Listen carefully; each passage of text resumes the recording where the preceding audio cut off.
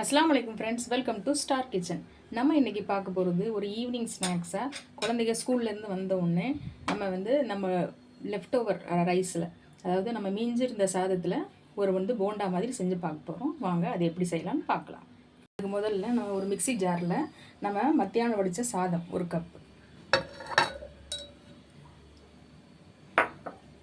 ஒரு 2 உருளைக்கிழங்கு வேக வச்சது அதையும் சேர்த்துக்கலாம். ஒரு 1/2 கப் தயிரை இதில் சேர்த்துக்கலாம். சேர்த்து இதை அரைச்சிட்டு வந்துடலாம். இது அரைச்சிட்டு வந்தாச்சு. இது தண்ணியை ஊற்ற வேணாம், நம்ம தயிர் வச்சுருக்கோம் இல்லையா, அதை வச்சு அப்படியே நம்ம அரைச்சிடலாம். அடுத்து 1 கப் அரிசி மாவு, அதையும் சேர்த்துக்கலாம். மல்லி சேர்த்துக்கலாம்.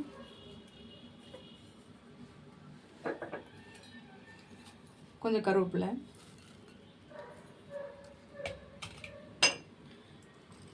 ரெண்டு பச்சை மிளகாய் போட்டுக்கலாம்.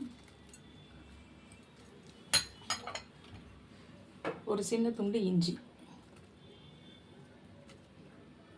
1 ஸ்பூன் ஜீரகம் சேர்த்துக்கலாம். தேவையான அளவு உப்பு சேர்த்துக்கலாம். இது சேர்த்து நல்லா பிசைஞ்சு எடுத்துக்கலாம்.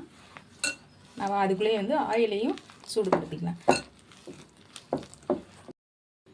இது எல்லாத்தையும் நல்லா மிக்ஸ் பண்ணி நம்ம சூடான ஆயிலில் சின்ன சின்ன போண்டாவாக போட்டு எடுக்கலாம்.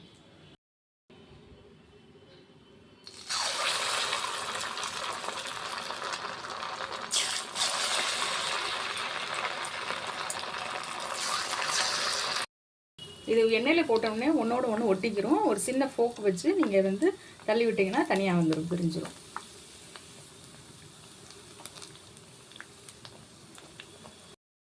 இந்த மாதிரி கோல்டன் கலர் வந்தோடனே நம்ம எடுத்து சர்வ் பண்ணிக்கலாம்.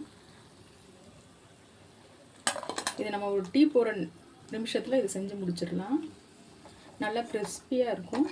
ஃப்ரெண்ட்ஸ், இது செஞ்சு பாருங்கள். உங்கள் வீட்டில் ரொம்ப கிறிஸ்பியாக இருக்கும். இந்த சட்னி, தேங்காய் சட்னி இல்லை நீங்கள் தக்காளி சட்னி, எந்த சட்னினாலும் கார சட்னினாலும் அது நல்லா இருக்கும், டேஸ்ட்டாக இருக்கும். ஃப்ரெண்ட்ஸ், இது கட்டாயமாக உங்கள் வீட்டில் எல்லாருமே செஞ்சு பாருங்கள். ரொம்ப டேஸ்ட்டாக இருக்கும். லைக் பண்ணுங்கள், ஷேர் பண்ணுங்கள், கமெண்ட் பண்ணுங்கள், சப்ஸ்கிரைப் பண்ண மறந்துடாதீங்க.